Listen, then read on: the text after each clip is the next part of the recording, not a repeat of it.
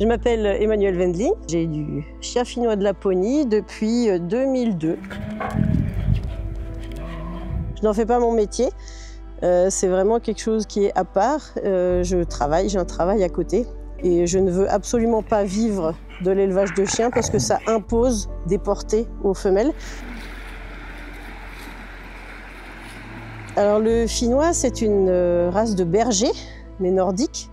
Ce qui veut dire que c'est très intelligent comme n'importe quel berger.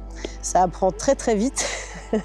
Par contre, le côté nordique, c'est qu'il est très résistant. C'est un chien très fidèle, mais pas aveuglément dévoué. Il va réfléchir à ce qu'on lui demande. Et alors les gens qualifient ça de têtu, mais en fait, c'est pas têtu, c'est juste qu'il réfléchit à lui. Cette race qui peut dormir dehors, qui peut faire des kilomètres et qui peut aussi rester très posée. Billy, chut, chut. Toi, tu parles beaucoup aussi. Pour avoir un de ces chiens, déjà, il faut être marrant. Parce que si on est trop sérieux, c'est pas un chien fait pour vous. Voilà. C'est un chien qui aime bien être farceur, donc voilà. Faut avoir de l'humour, faut avoir un peu de patience. Il faut aimer sortir aussi. C'est pas un chien qui a besoin tous les jours de faire 1 heure de balade ou 2 heures de balade. C'est plus un chien qui a besoin de connexion avec les humains. Là, vous le voyez, hein. Il reste à côté. Si vous êtes en appart et que vous sortez, c'est pas un problème. Si vous êtes dans une grande maison avec un grand jardin mais que vous faites rien avec, c'est pas la peine, ça va pas lui plaire. Si vous voulez qu'il reste tout le temps dehors, c'est pas non plus son truc. Lui, ce qu'il aime, c'est être avec nous.